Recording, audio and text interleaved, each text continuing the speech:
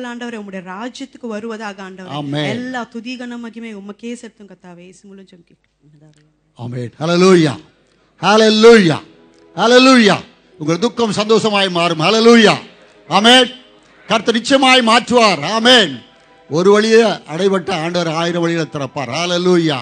கர்த்தரால் எல்லாம் கூடும். ஆமென். ஹல்லேலூயா. நம்முடைய தேவன் வாக்குத்தத்தங்களின் தேவன், வாக்கு மாறாத நல்ல ஆண்டவர். ஹல்லேலூயா. நம்மை ஒவ்வொரு நாளும் அவர் நேர்த்தியாய் நடத்துவார். கர்த்தருக்கு ஸ்தோத்திரம்.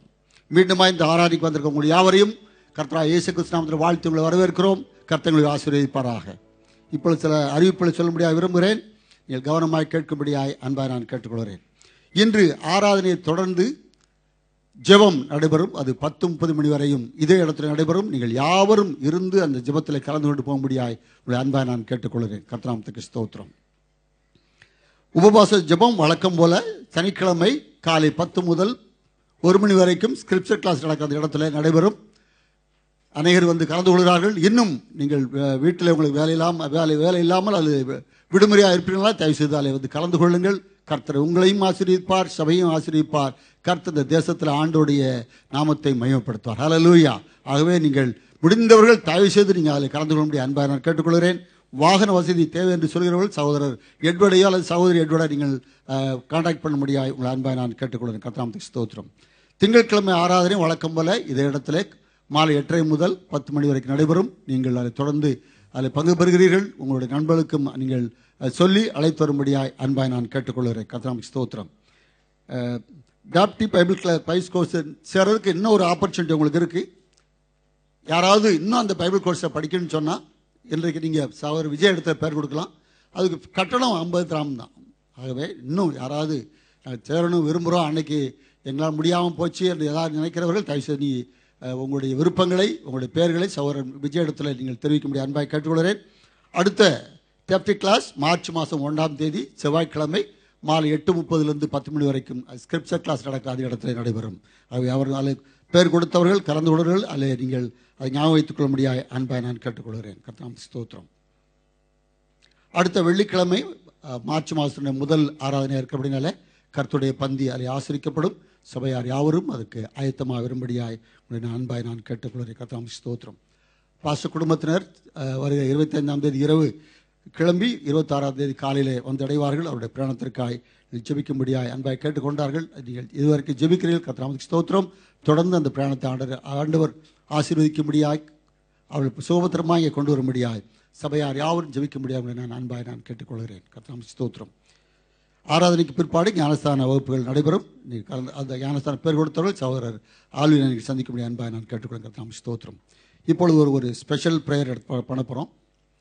இப்போ நம்முடைய 10th படிக்கிற பிள்ளைங்களுக்கு 12th படிக்கிற பிள்ளைங்களுக்கு ஆனுவல் எக்ஸாம் ஆரம்பிச்சாச்சு.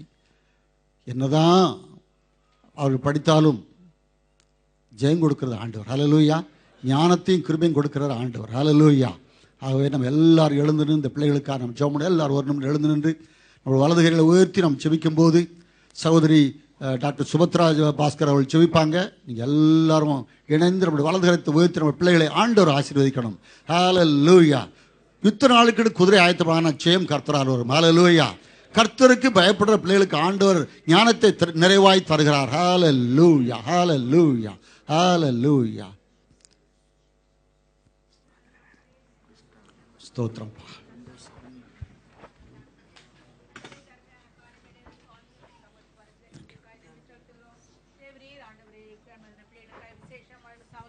கர்த்தாவே தேவரீர் ஆண்டவரே ஞானத்தை தருகிறவர் ஆண்டவரே ஞானமும் புத்தியும் ஆண்டவரே உம்மிடத்திலிருந்து வருகிறது சுவாமி. ஆண்டவரே நீர் ஞானத்தின் ஆண்டவரே நிறைவிடமா இருக்கிறீர் ஆண்டவரே.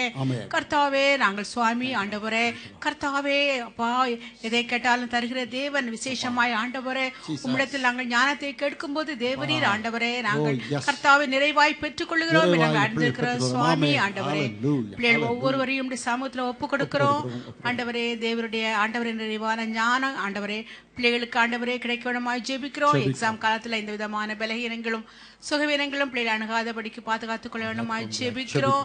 ஆண்டவரே எக்ஸாம்லருடைய கண்களின் தயவு கிடைக்கவும் ஆண்டவரே கர்த்தாவே எழுதப்பட்ட எல்லா கர்த்தாவே பேப்பரும் ஆண்டவரை ஞானமாய் ஆண்டவர் திருத்தப்படவும் ஆண்டவரே பிள்ளைகள் எதிர்பார்க்கிற நல்ல மார்க்குகளை ஆண்டவரை பெற்றுக்கொள்ளவும் நல்ல எதிர்காலத்தை தேவரீர் அவர்களுக்கு வாய்க்க பண்ணுகவும் தேவனுடைய சாமத்துல ஒப்பு கொடுக்கிறோம். ஒவ்வொரு பிள்ளைகளும் ஆண்டவரை உண்மையை நம்பி ஆண்டவரை வாழ கிருபை செய்யணுமாய் ஜெபிக்கிறோம். உலக பிரகாரமான எல்லா ஞான கிருபைக்கு மேலாய் ஆண்டவரை தெய்வீக ஞானம் ஆண்டவரை கொடுக்கணுமாய் நாங்கள் ஜெபிக்கிறோம் இயேசுவின் நாமத்தில் பிதாவே. ஆமென். ஹல்லேலூயா. ஹல்லேலூயா. கர்த்தர் பிள்ளைகளை ஆசீர்வதிப்பார். கரங்களை தட்டி ஆண்டவர் நாமத்தை மகிமைப்படுத்து. ஹல்லேலூயா. கர்த்தர் உங்களோடு கூட இருப்பார். ஹல்லேலூயா. The Lord will be with you. Hallelujah. God will help you. Please sit down, please. உட்கார்ந்து அன்பாய் கேட்டுக்கொள்கிறேன். இந்த நாளிலும் நம்முடைய மத்தியில் சென்னையிலே அசுல்சா காட் சபையிலிருந்து ஊழியரான பாஸ்டர் ஜான் வெஸ்லி அவர்கள் நம்முடைய கர்த்தருடைய மத்தியில் வந்திருப்பது மிகவும் சந்தோஷம். அவரை கரங்களை தட்டி வரவேற்போம். இந்த நாளில் கர்த்தருடைய செய்தி அவர் கொண்டு வரோம். ஹல்லேலூயா.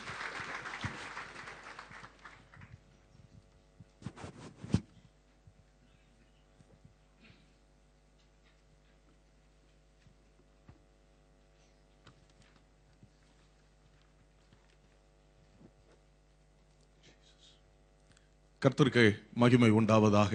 எத்தனை பேர் மகிழ்ச்சியா இருக்கிறீங்க? ஹல்லேலூயா. ஸ்தோத்திரம்.